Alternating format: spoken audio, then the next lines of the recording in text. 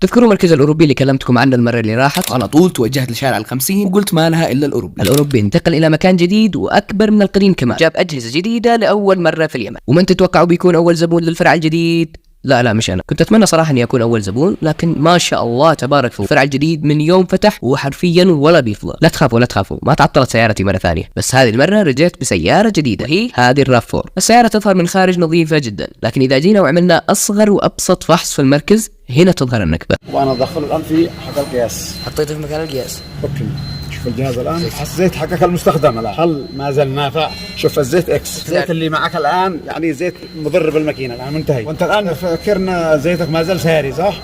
ايوه، الواحد يفكر الزيت الان مضر بالسياره. الزيت اللي كان في السياره طلع مغشوش، رغم انه لما تشوفوه يظهر لونه ذهبي ولامع، لكن للاسف في زيوت في اسواقنا مغشوشه وبتاثر على السيارات. احيانا نحس بتقطيع واحيانا ضعف في العزم، يا دكتور والسبب قد يكون ببساطه ان الزيت مغشوش. طبعا الان بيتم اختبار